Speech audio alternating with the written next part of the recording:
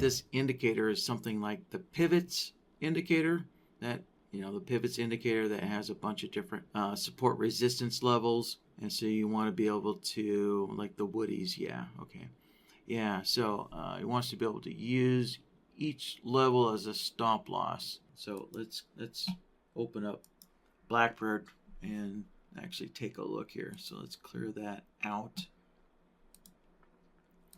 All right, let's do a market entry, and let's see here. Yeah, let's just do a custom stop loss. Let's set. So we're going to set the mode to an indicator, and all right, find our indicator. So I'm just going to use the pivots indicator here. So let's see, if we're in a long trade, I'm going to set it to S3, basically the line that's furthest away, right? And if we're in a short trade, I will set it to R3. All right, again, the line that's furthest away. All right. And then go into the trailing actions here.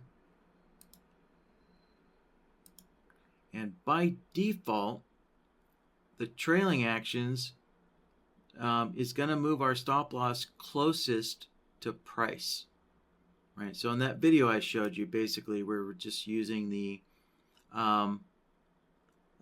action furthest from price. Right. So that's how we got the stop loss to be at the furthest indicator away.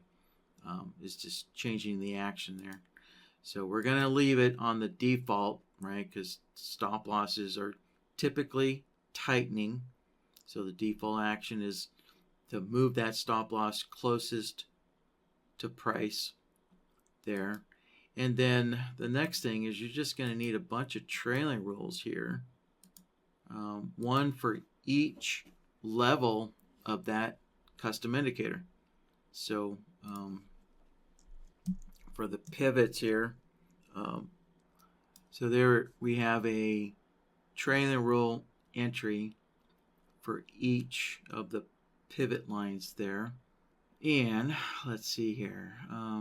Yeah, so I kind of need more information at this point here, because you just says you just want the ability to use each level.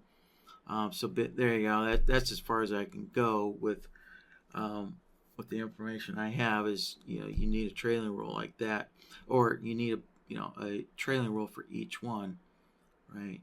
So if you're wanting to use the closest level or the closest plot, right? Then so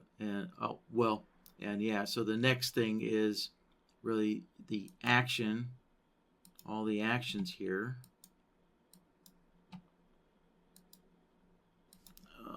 Right, we're gonna select the correct plot, right, that match each of the names here of the trailing rules here. So with the pivots, right, let's see, I'm working on the pivot one, so select the PP line there, and there we go. So the action is moving to the pivots like so, and I guess there, change the name there. Let's see, this one is R1. All right, good. So the pivots is already selected for us, so that now we can do this a little quicker.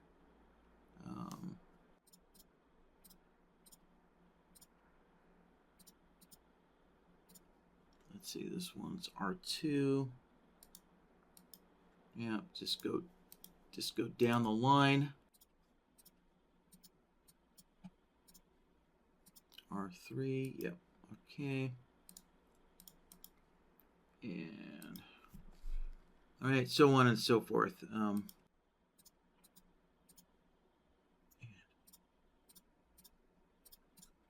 There. Yeah. So that's right. So that's how you can get the stop loss moved to the closest support resistance line there. Because remember, right, because of the action here, right, we're starting that stop loss at the furthest point away, right? So if we're in a long trade, we're putting that stop loss at the furthest level away, below the market there, right? S3 and R3 there. And then as soon as the stop loss, gets placed at the initial location, there at the initial price, then the trailing actions, right? BlackBird's going to go through each of these trailing actions and figure out which of these actions will move your stop loss closest to price. All right, so it's going to scan through each one of these, right, and then immediately move that stop loss to the closest pivot there. And of course, it's not going to move it to the wrong side of the market, so you don't have to worry about that. So, and then, then the next thing is, you want a 15 tick trailing after that. Well, if you got a 15 tick trailing, seems like setting your stop loss to a support resistance level almost seems like a moot point, but I guess not. Maybe you start the trade very close to a pivot line. Yeah. So let's add a trailing rule here.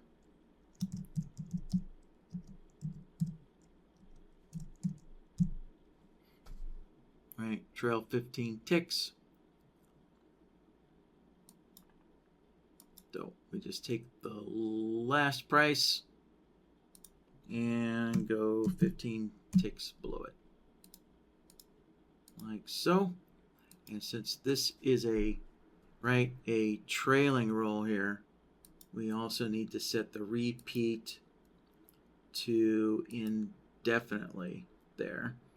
And since it's a tick based trailing, we want to repeat this every tick. All right, there we go. So we're gonna change the repeat to every tick there. Yeah. So depending on how spread apart your custom indicator levels are, probably this trailing is going to be the first thing that kicks in there. So actually, yeah, and there's one more. Let's see. Yeah, there's one more condition we need to add here, because let's say you're trading in between S2 and S1, right? So you're in between those two levels. So the trailing rule here, our stop loss is going to start off right at S3. It's going to start at S3, and then BlackBird's going to scan through each of these actions and evaluate all those price levels and say, okay, S2 is the closest one. So let's move our stop loss to S2. And then the market, moves up. And so now the trailing here kicks in. The trail 15 ticks, that's active. But then let's say as soon as the market moves one tick, let's see here. Yeah, as soon as the market moves a tick above S1, then S1 is going to kick in, right? Because now S1 is the closest,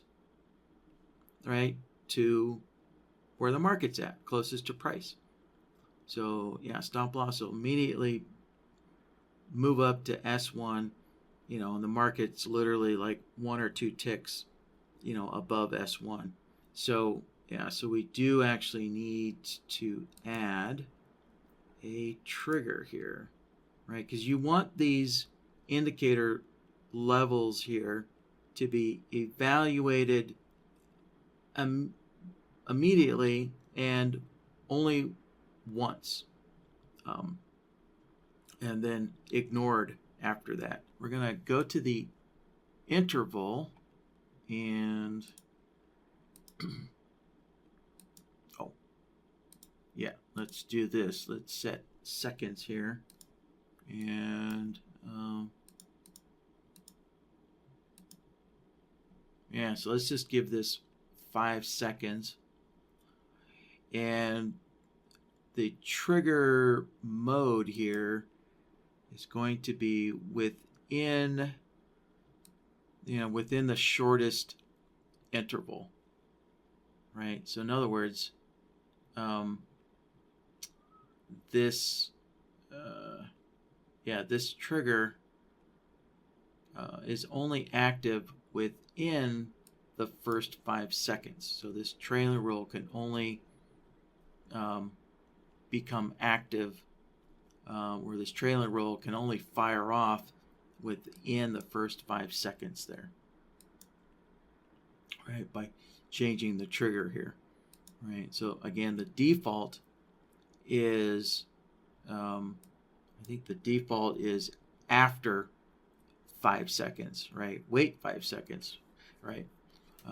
But that's why we changed the name from delay, right? Normally it was, this trigger used to be called delay because everything was a delay. You had to wait X number of bars. You had to wait 5 seconds. But now you can say you're only allowed to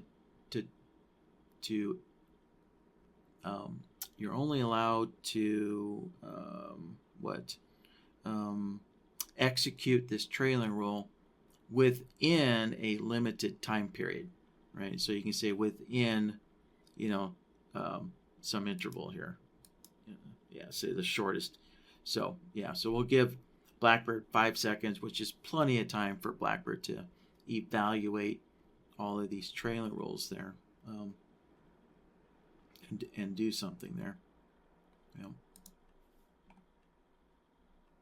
Right, so yeah, so we just had to go through and add this interval and adjust everything there.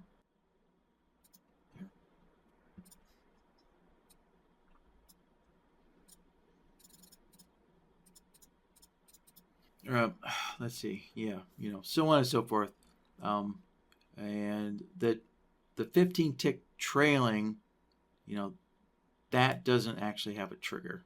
So yeah, leave the trigger to none for the trailing, but each of the indicator levels here do need to have that within 5 second limitation, so that way, right? So so looking at my example here, my previous example of what could happen, and let's just set this like this, right? So if your trade is between S2 and S1, right, when the market eventually crosses S1, hopefully it took the market longer than 5 seconds to cross S1, and so therefore, this trailing roll can no longer be evaluated because it's past 5 seconds, so it's done.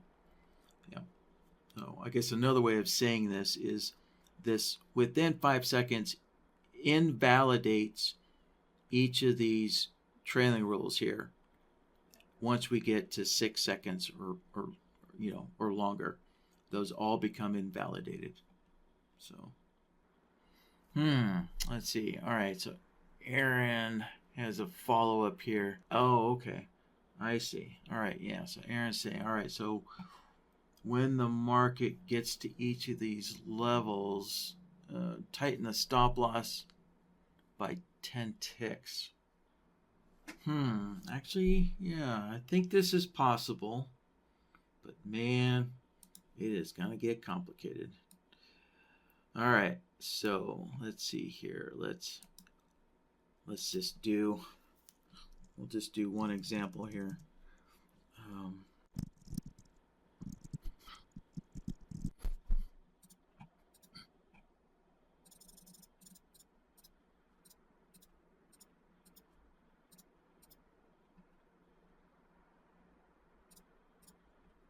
All right, so I did the easy part first, right? Which is setting up the 10 tick trailing here, right? And then setting it to repeat here. Yeah, the more, slightly more complicated part here is figuring out the triggers to identify when price crosses S1 to then activate the 10 tick trailing here. So, all right, let's see here. Because we don't actually have a crossover trigger. Who knows? Maybe in the future that might be something to add. Oh, yeah. I think your best, a simpler solution here would be to use, where is it? Oh, there we go. It's down here at the bottom. All right, so use a bloodhound signal. So you could use bloodhound to identify when price crosses one of your levels, and then use a bloodhound signal to trigger, that 10 tick trailing roll. That's probably an easier solution, right? So you would have a logic template for each of these levels that price would cross, right? Yeah. So you can see, right, we're going to need a whole nother set of trailing rolls here for each level to identify, did price cross that level, did price cross that level, right? So I'm just going to create just one example here for S1, but you'd need one for all of your levels. So I think Bloodhound would be the easier way, just a simple crossover solver, to fire off a signal when price does cross that level there for you. But alternatively, let's see, we could do price versus indicator. So let's see here. Yeah. So first one's going to be bars ago 1. So it's going to be the previous bar. And then for B, input B, that will be our pivot indicator. Right? And we're going to plug in S1 like so. So a crossover, basically the close is going to be below the pivot line. So for a long trade, the close will be below the pivots line. And so for a short, it's going to be the opposite, right? So that's pre-crossover. And then, we got to go to the advanced tab here and add another price versus indicator. There we go. All right. Let's open this up here. So this second one will be the current bar. So bars ago 0.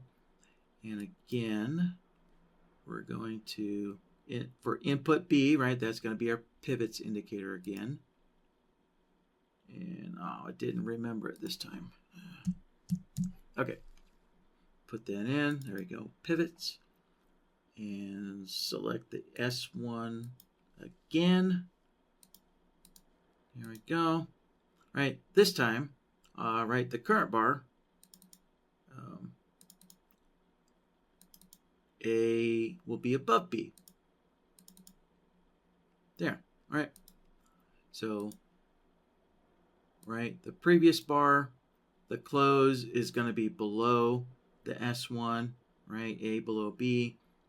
And then the current bar, if the close is now above S1, then we know a crossover happened, right? And let's see. Yeah, so the mode is going to be simultaneously, right? So the previous bar back, the close will be below, and then the current bar price will be above. And that's the definition of a crossover, right? So that will identify your crossovers for each pivot line there. And let's see here. I believe that's it. Let's stretch this out there. Yeah, so we have the close versus the pivots, and another close versus the pivots for a crossover of S1. Yeah, and so we just need, another trailing rule entry for each of the support resistance lines of your indicator there. Yeah, and so the key here, well, no, not a key. The key is identifying the crossover, but the behavior of BlackBird is once a trailing rule tightens up that stop loss, remember the action is always closest to price. So which one of these trailing rules is going to move the stop loss closest to price? Well, it's going to be the 10 tick one now, right? So the 15 tick one is going to be 5 ticks further away. So basically this one gets ignored. Once one of these 10 ticks kicks in, right, then the 15 tick one just gets ignored. Yeah.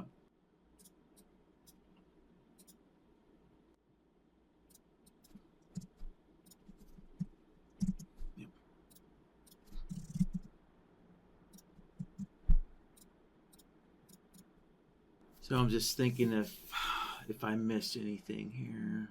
Yeah, I think that should do it. As far as kind of the basic information you gave me. Looks like Aaron is done. Got his question answered. Great.